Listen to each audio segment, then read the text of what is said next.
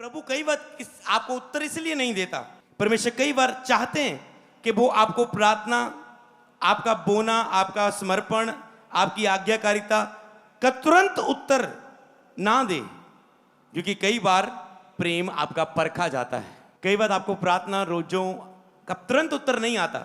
इसका मतलब ये नहीं कि आता नहीं, मैं ये नहीं कह रहा हूं, वो बात प्रतिज्ञा पूरी है। जैसे मैंने सेवा का प्रतिफल लास्ट मीटिंग में बताया था कि दुनिया से मरने से पहले मैंने कहा था प्रतिफल तेरे जीवन में तुझे दिखेगा अगर तूने सेवा का जीवन जी रहे हो, मसीह की सेवा। केवल स्वर्ग जाने के बाद बड़ा प्रतिफल वहां नहीं मिलेगा, जहां भी दुनिया छोड़ने से पहले, आज नहीं मिला, कल नहीं मिला, एक साल में नहीं, तो इकट्ठा दे सकता है, जमा करके बैंक से इकट्ठा ही। वो अच्छा मैं एफडी बनाई सी 1 लाख दी, अच्छा 2 लाख हो गया, पता ही नहीं लग गया कदों हो गया, मैं तो 1 लाख दी एफडी बना के भूल गया सी।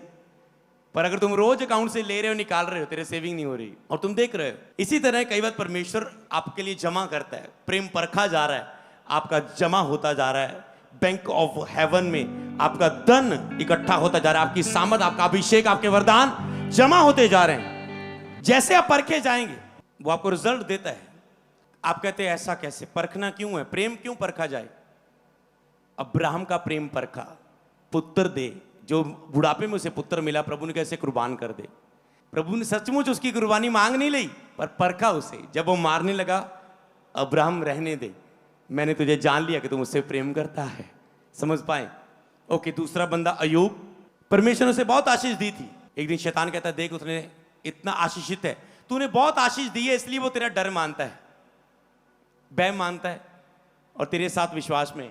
और परमेश्वर का no no no no no, शैतान तूने भूल कर दी, तूने गलत बंदे पर ध्यान दे दिया, तेरा पंगा गलत जगह पै गया। ये यूब तो मेरा विश्वास योग्य है, इसका तो सब कुछ छीन भी ले, ये फिर भी मेरा इनकार नहीं करेगा।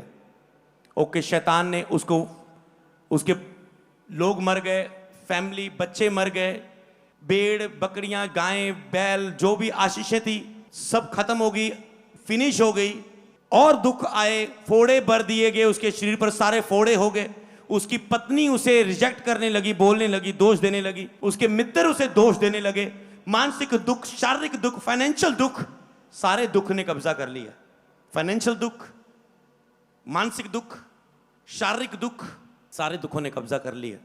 और परमेश्वर ने कहा, अय्यूब ने कहा अगर परमेश्वर से हम सुख ले सकते हैं तो अगर दुख आ गया फिर भी उसी का नाम मुबारक हो, यहोवा की स्तुति करो क्योंकि वो भला है, उसी की करुणा करूंगा, उसकी आराधना करूंगा। फिर वो बोलता है परमेश्वर ने दिया, परमेश्वर ने ले लिया, हमारा है ही क्या दुनिया में, सब कुछ उसी का तो दिया है। आज एक बंदा, ओ प्रभु मेरा अपना, मेरा प्रेम करने वाला तूने दुनिया से क्यों उठा लिया, ऐसे चंगा क्यों नहीं किया, ये मर गया। इससे पहले कि वो तेरा था, वो परमेश्वर का था। समझ पा रहे? किसको समझ आई?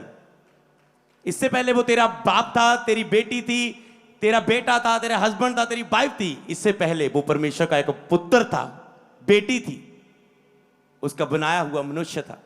कई अनॉइंटेड सेवक जब उनकी लाइफ में, कब फैमिली में कभी डेथ हुई, परमेश्वर ने उनसे बात की, उनकी हिस्ट्री में लिखी गई वो बातें।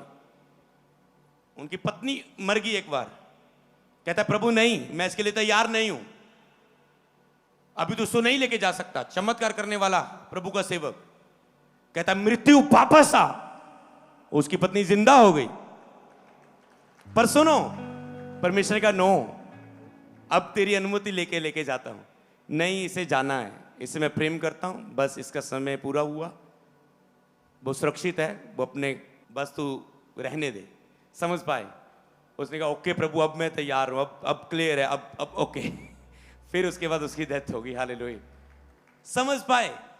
ऐसी स्टोरीज जब आप सुनते हैं तब आपको पता चलता है। कई लोगों ने सोच रहे मेरा अपना ये मर गया और प्रभु से नाराज होकर बैठ गया, और प्रभु ने फिर दर्शनों के द्वारा बात की, स्वप्न के द्वारा, कि तेरी बेटी सुरक्षित जगह में, मेरी गोद में, आराम में, तुम ऐसे मुंह लटका के बैठे रहोगे, जो काम दुनिया में तुझे दिया है उसे कर, क्योंकि बहुत रूहों को तुझे बचाना है, चल अपने काम पर वापस लग।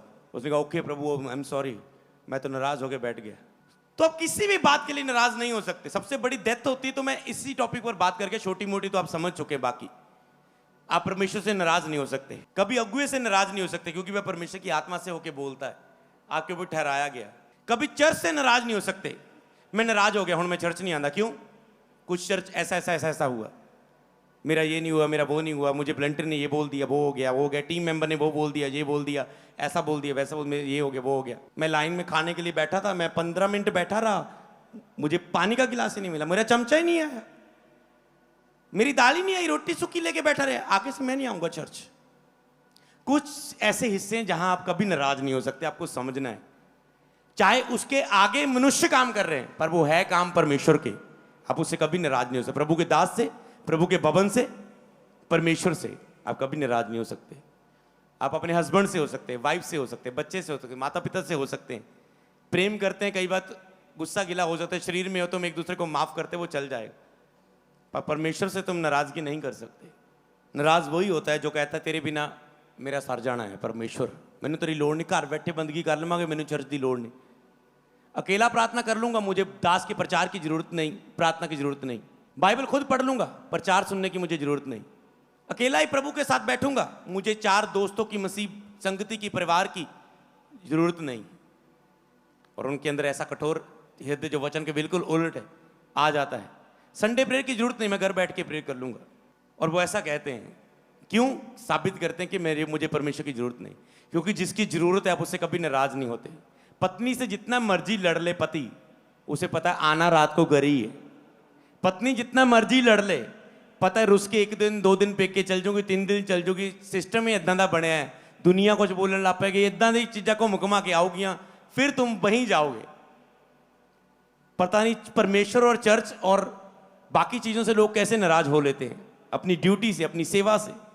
तुम अपने घर छोड़ के नहीं चले जाते, फैमिली में किससे नाराज हो जाते हो, नहीं मैं अपना घर थोड़ा छोड़ देना चाहिए, मैं नाराज आया था।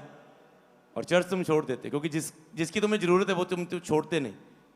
इसलिए शैतान आपके लिए आत्मिक चीज़ों की कीमत खत्म करता है, आपकी सोच में आपको मूर्ख बना देता है, और आप फिर भटक जाते हैं। आपको लग रहा है मैं सही हूं, पर आप गलत कर रहे होते।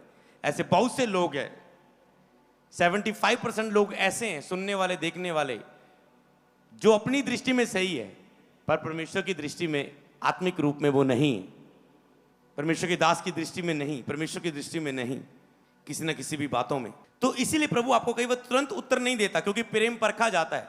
अय्यूब कहता है जब वो मुझे परख लेगा, जब वो मुझे ता लेगा, तो मैं सोने की नहीं निकलूंगा। हालेलुया, उसे भरोसा था, परख लेगा प्रभु तो सोने की नहीं निकलूंगा। और अय्यूब के पास जितना पहले थी, परख के बाद प्रभु ने उसे दुगना आशीषित किया, दुगनी ब्लेसिंग फाइनेंशियल रूप में, दुगना फैमिली रूप में, दुगना उसे मानसिक रूप में आनंदित किया, रिलैक्स किया। उसके बाद कोई दुख उसे छूने ना पाया। हालेलुया, परख के बाद। हालेलुया, प्रभु देखता है कि मैं इसे वरदान दे सकता हूं, ये मुझसे प्रेम करता है।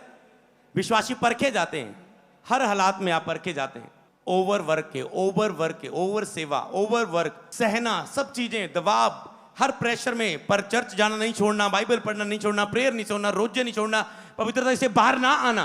जब आप देखते हैं कि इतनी निराशाएं आई, इतनी मुसीबतें आई, फिर भी तुम अपनी पवित्रता से, अपनी धार्मिकता, अपनी आत्मिक क्रियाओं से बाहर नहीं आए, तुम परखे गए, तुम खरे निकले, और तुम बेस्ट को देखोगे यीशु मसीह के नाम में। बोलो wait is great, God time is the best time.